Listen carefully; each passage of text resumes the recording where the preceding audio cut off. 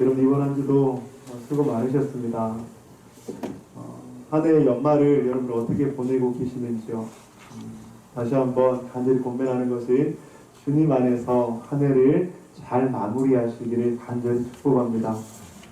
옆에 계신 분들하고 오늘은 좀 이렇게 독특한 인사를 할 거예요. 어떤 인사를 하냐면 이렇게 한번 인사합시다. 집사님, 성도님, 저는 집사님의 들러리가 되겠습니다. 이렇게 한번 인사 한번 하실까요? 네. 여러분 들러리라는 말 아시죠? 들러리가 뭐죠?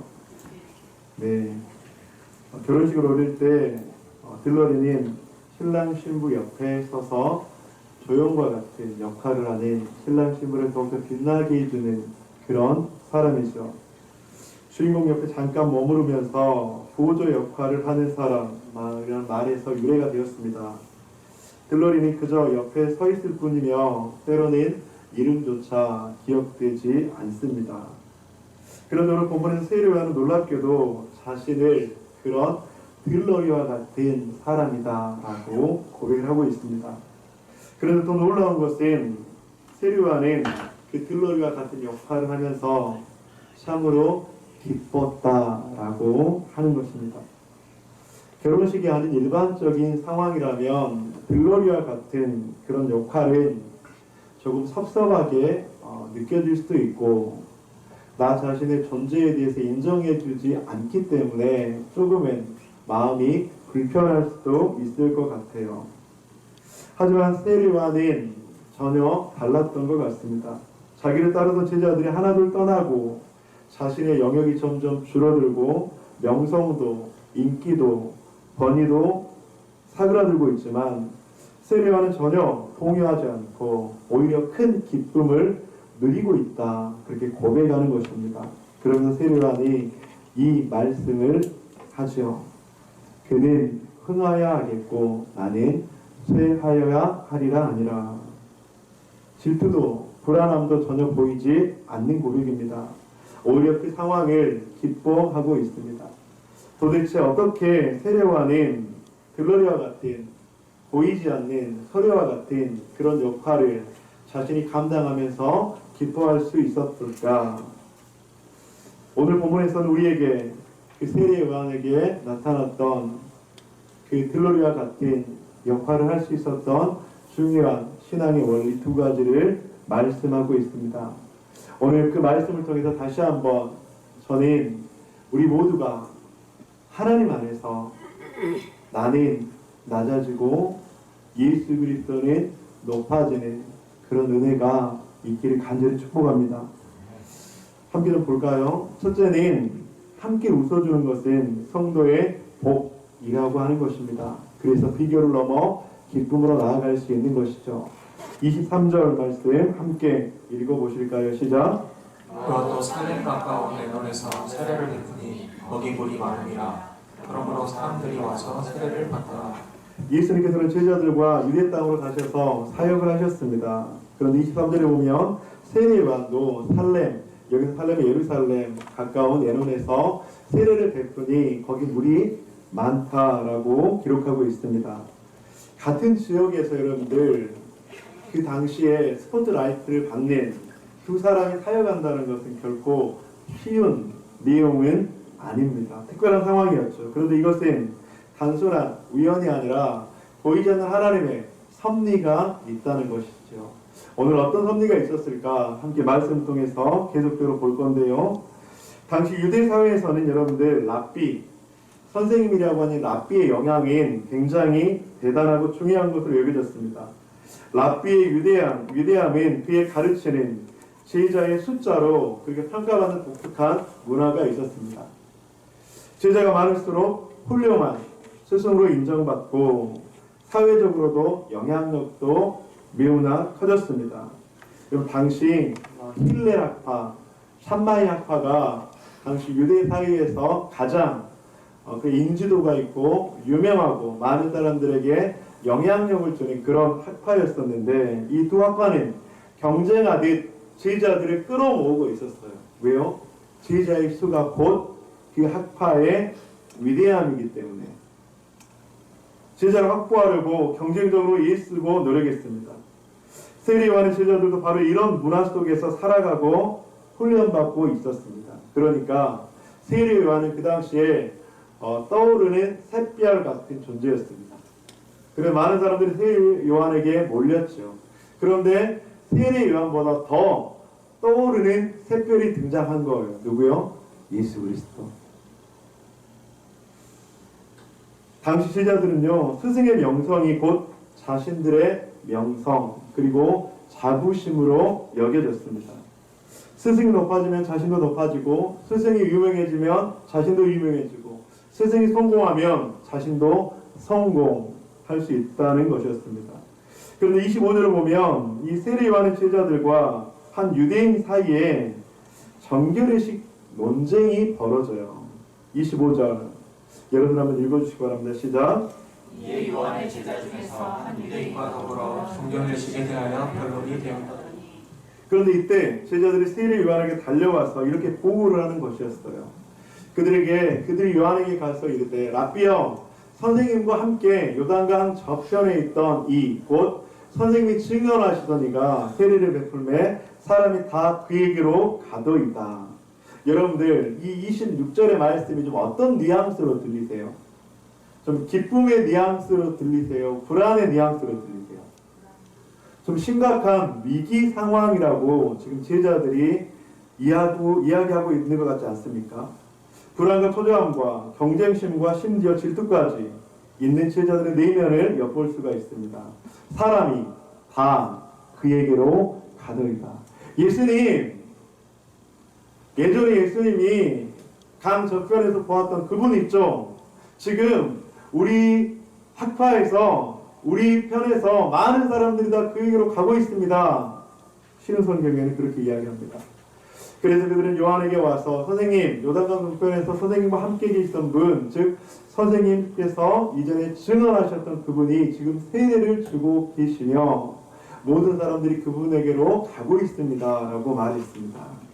제자들의 마음을 엿볼 수 있는 대목이죠. 여러분, 서울대학교 심리학과 연구팀이 성인 1000명을 대상으로 굉장히 흥미로운 그런 조사를 했습니다. 어떤 조사냐면 두 가지 가정을 했어요. 첫 번째는 친구가 실패했을 때 위로하기. 이게 첫 번째 가정이고요. 두 번째는 친구가 성공했을 때 축하하기. 여러분들 어떤 것이 더 어려운지 질문하는 설문이었습니다. 여러분 어떤 게 더 어려울까요?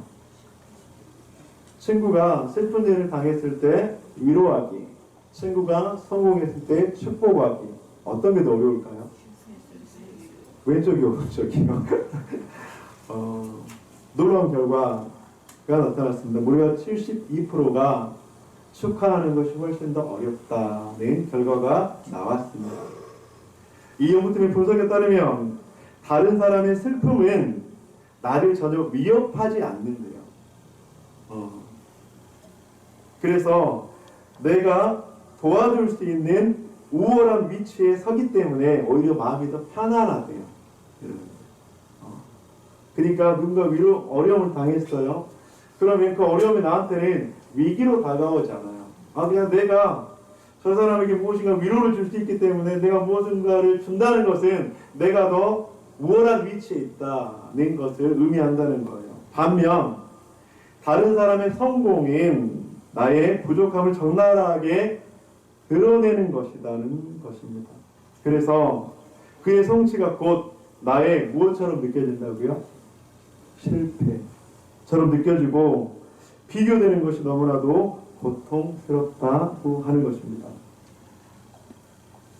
그런데 세례 요한은 제자들과는 전혀 다른 반응을 보이며 놀라운 고백을 하고 있습니다. 27절 요한이 대답하여 이르되 만일 하늘에서 주신 바 아니면 사람이 아무것도 받을 수 없느니라. 모든 것이 하나님께로부터 온다는 명확한 신앙 고백을 세례 요한은 하고 있습니다. 또한 28절에서 세례 요한은 이런 고백을 하고 있습니다. 한번 읽어주시기 바랍니다. 시작. 내가 말한 바 나는 그리스도가 아니요 그의 앞에 보내심을 받은 자라고 한 것을 증언할 자는 너희니라. 나는 그리스도가 아니다. 나는 그의 앞에서 보내심을 받은 자다. 그리고 이 29절에서는 너무나 아름다운 신랑 신부의 비유가 등장합니다. 신부를 취하는 자는 신랑이나 서서 신랑의 음성을 듣는 친구가 크게 기뻐하느니 나는 이러한 기쁨으로 충만하였노라. 신랑의 친구 들러리의 역할은 신랑을 돋보이게 하는 것임을 말씀하고 있습니다. 신랑이 신부를 맞이할 때 가장 크게 기뻐하는 사람들이 바로 들러리인 것처럼요. 그런 세례요한은 30절에 놀라운 고백을 하고 있습니다. 함께 읽어보겠습니다. 시작. 그는 흥하여야 하겠고 나는 쇠하여야 하리라 합니다. 예수님은 흥하셔야 합니다. 그리고 나는 쇠하여야 합니다. 여기서 흥하다, 쇠하다는 헬라어로 이런 의미를 가지고 있습니다. 계속 자라난다. 쇠하다는 점점 작아진다. 계속 성장하지만 나는 점점 쪼그라진다. 성도님들, 세례요한이 왜 예수님의 흥함을 보고 기뻐할 수 있었을까요? 여러분, 오늘 본문은 단순히 윤리적, 도덕적 본문이 절대로 아닙니다. 다른 사람이 잘 되는 것을 기뻐할 수 있는 신앙, 이런 성도가 되어야 된다 라는 의미가 아니라고 하는 것입니다. 물론 제가 가끔 그렇게 이야기하죠. 물어보죠. 우리는 함께 웃어줄 수 있어야 한다. 다른 사람들이 잘 되는 것, 기뻐하는 것을 함께 웃어주는 신앙의 그릇이 넓은 사람이 돼야 된다. 그런데 여러분들, 오늘 본문은 그런 윤리적, 도덕적 설교를 뛰어넘어서 본문에서 말씀하시는 깊은 의미는 무엇이냐면 바로 하나님의 주권, 하나님의 섭리, 하나님의 일하심, 하나님의 통치를 인정하고 믿고 확신하는 것입니다. 여러분들, 지금 세례요한은 예수님을 비교의 대상으로 보지 않았습니다. 여러분, 왜 예수를 비교의 대상으로 보지 않았을까요? 그는 예수님을 하나님의 아들이라고 믿었기 때문입니다. 나는 이러한 기쁨으로 충만하였노라. 저는 성도님들, 오늘 본문에서 말씀하시는 것처럼 우리가 신앙생활을 하면서 비교하지 않기를 주님의 이름으로 간절히 축복합니다. 여러분, 예를 들면 이런 거예요. 신앙생활을 할 때 옆에 있는 누군가의 지체가 어떤 축복을 받았어요. 갑자기 건강이 회복이 됐어. 아니면 물질의 풍성함을 누렸어요. 그러면 그것을 함께 웃어주는 것이 쉽다고 어렵다고요? 우리 여기 계신 분은 다 쉬운 분인 줄 믿습니다. 어려워요, 솔직하게. 근데 여러분, 이때 그렇게 할 수 있는 이유는 뭐라고요? 그걸 누가 주셨다고요? 하나님. 그걸 누구를 인정하는 거예요? 하나님을 인정하는 것입니다. 하나님께서 그 사람에게, 하나님께서 그 인생에게, 하나님께서 성도에게 은혜를 부어주시고 하나님께서 축복을 내려주시고 하나님께서 놀라운 응답을 주셨다는 것, 그 사람이 열심히 일하고 노력해서 그것들이 얻어지는 것이 아니라 하나님의 뜻과 섭리와 통치 가운데 하나님께서 내려주셨다는 것을 확신할 때 우리는 그 사람을 비교의 대상으로 보는 것이 아니라 하나님의 그 응답의 관점으로 그 영혼을 볼 수 있다고 하는 것입니다. 사랑하는 성도님들, 우리가 신앙생활을 하면서 이런 기쁨이 우리 가운데 있기를 주님의 이름으로 간절히 축복합니다. 로마서 12장 15절에서 사도 바울은 우리에게 이렇게 말씀하고 있습니다. 12장 15절 함께 읽겠습니다. 시작. 즐거워하는 자들과 함께 즐거워하고 우는 자들과 함께 울라. 이 말씀을 보면서 우리의 순서를 한번 정해봅시다. 여러분, 즐거워하는 걸 먼저 하라고 그랬어요? 아니면 우는 걸 먼저 하라고 그랬어요? 즐거워하는 걸 먼저 하라고 했죠. 여러분, 함께 먼저 즐거워해 줍시다. 여러분, 만약에 소그룹에서 누군가 막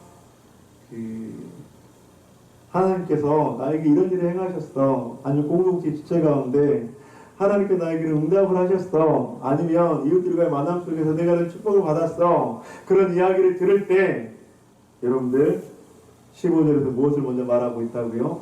즐거워하는 자들과 함께 즐거워하라. 함께 기뻐하고 웃고 즐거워하는 것 어려울 수 있지만 사람을 보면서 비교하지 말고 하나님의 관점으로, 하나님의 시선으로 하나님께서 이 인생에게 그 은혜를 주셨구나 라고 하는 그 마음이 우리 가운데 있기를 주님의 이름으로 간절히 축복합니다.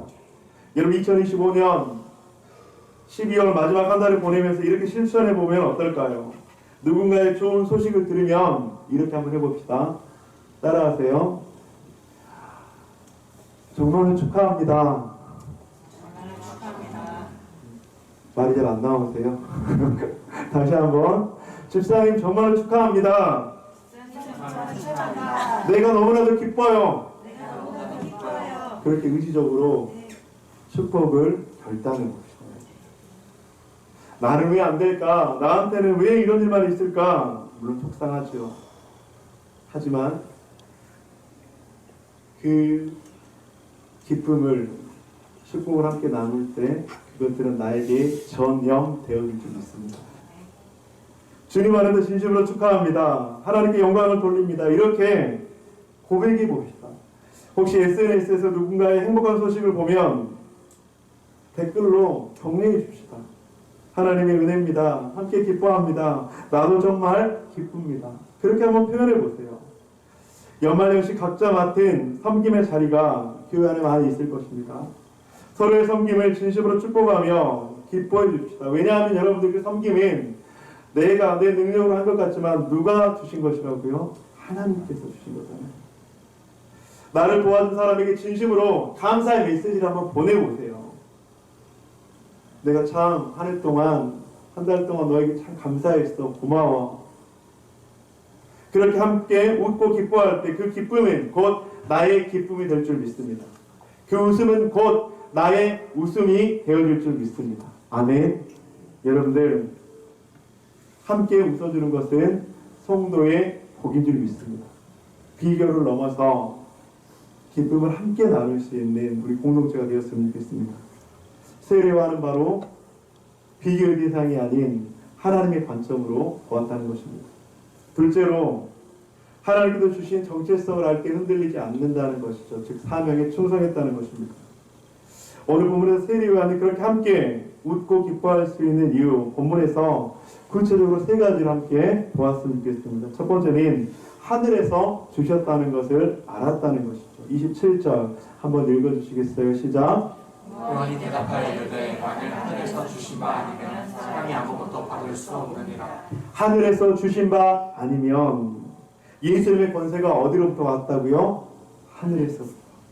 한번 생각해 봅시다. 하늘의 권세와 우리의 권세를 비교할 수 있나요, 없나요? 비교의 대상이 아니에요.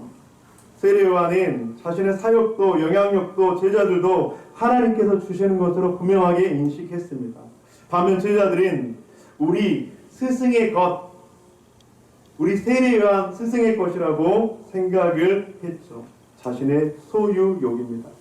여기서 바로 근본적인 이유가 있습니다. 하늘에서 주신 바 아니면, 금요일 때 제가 잠시 좀 나눴었는데 한 3년 전부터 저에게 건강에 좀 적신호가 왔죠.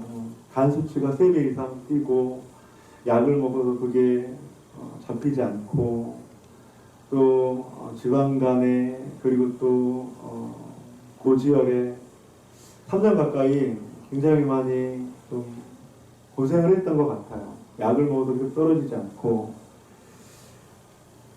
굉장히 많이 고민을 하고 기도도 했죠. 그리고 성도님들이 참 많이 기도해 주셨습니다.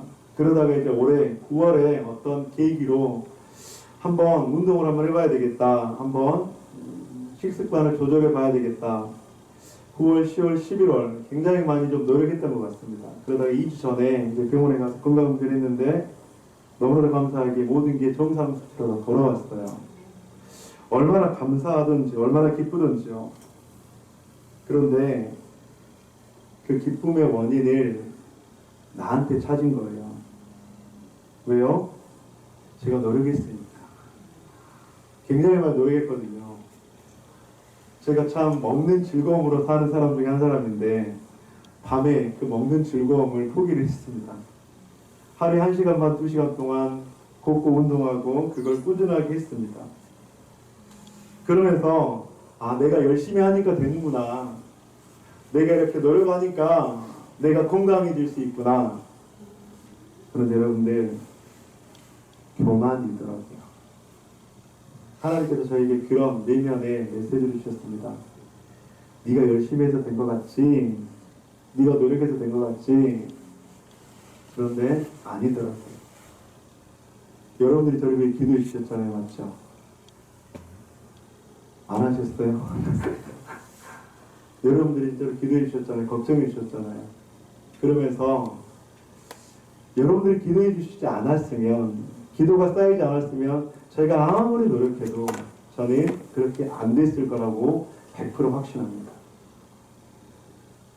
내가 아무리 발버둥 치고 몸부림쳤어도 그 기도가 쌓이지 않았으면 절대로 그렇게 되지 않았을 거라고 확신합니다. 왜냐하면 우리의 건강, 물질, 재정, 가정 모든 것도 하나님께서 한순간에 훅 불면 날아가는 것이 우리의 인생이기 때문입니다. 사랑하는 성도님들, 나에게 생각이 얼마나 교만하고 오만한 생각인지 금요일을 준비하며 깨달았습니다. 그러면서 하나님께서 다시 한번 저에게 하나님의 주권과 하나님의 그 섭리, 하늘에서 주신 바 아니면 사람이 아무것도 받을 수 없느니라 라고 하는 그 말씀에 대한 확신을 주시더라고요.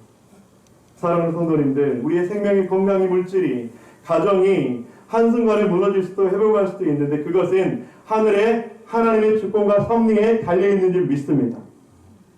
그래서 신학자 성 어거스틴은 이런 말을 합니다. 주님, 제가 가진 모든 것은 당신의 선물입니다. 제 재능도, 제 기회도, 제 건강도 모두 당신께로부터 온 것입니다. 제가 당신께 드릴 수 있는 것은 당신이 먼저 주신 것 뿐입니다. 세례 요한의 고백, 만일 하늘에서 주신 바 아니면 아무것도 받을 수 없느니라. 이 고백이 저와 여러분의 고백이 되시기를 주님의 이름으로 간절히 축복합니다. 우리의 직분도 마찬가지입니다. 우리의 섬김도 마찬가지입니다. 우리의 사역도 마찬가지입니다. 내가 능력이 돼서요? 아니요.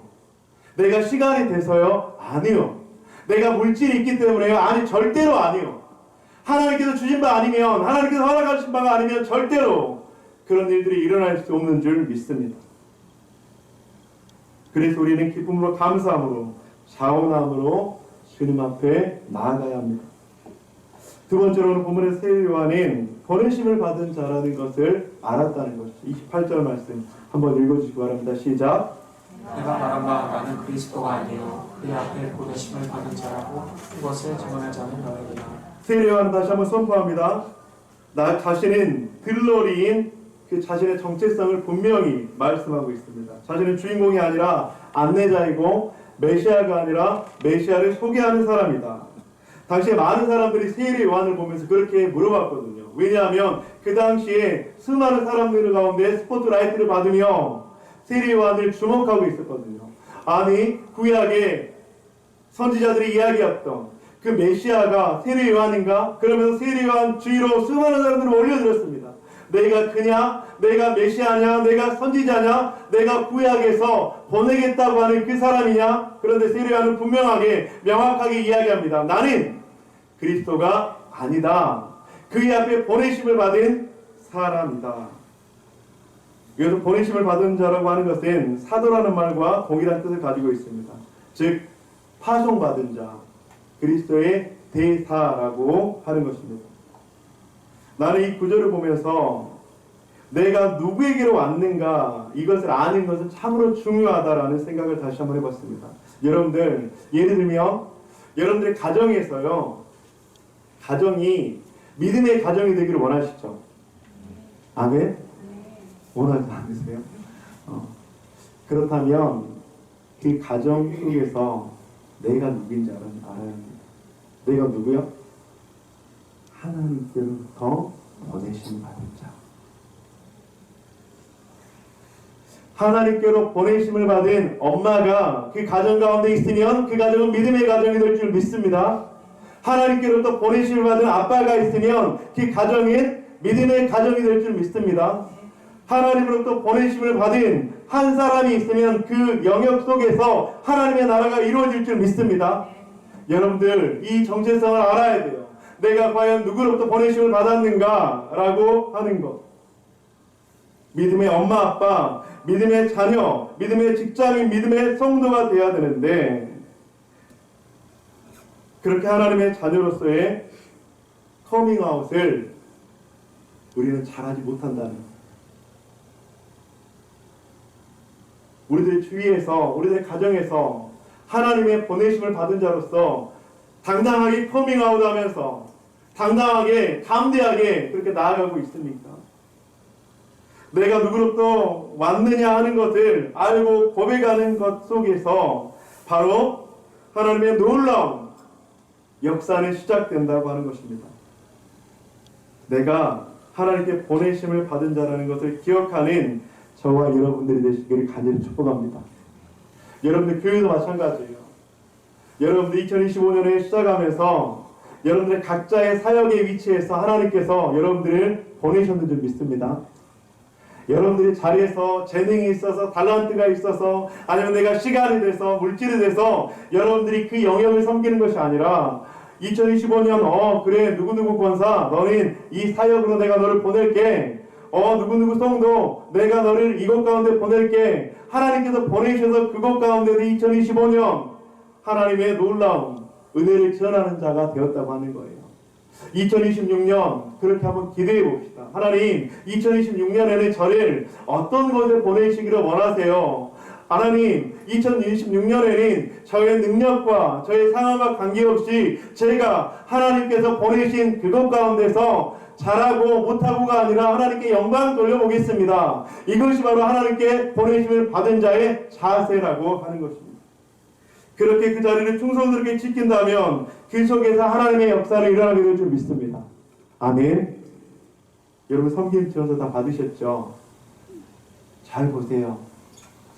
하나님께서 나를 어떤 곳에 보내셨을까? 기도해 보시기 바랍니다. 그 속에 하나님의 보내심의 역사가 있을 줄 믿습니다. 세 번째로 그래서 우리는 하나님의 말씀을 전해야 합니다.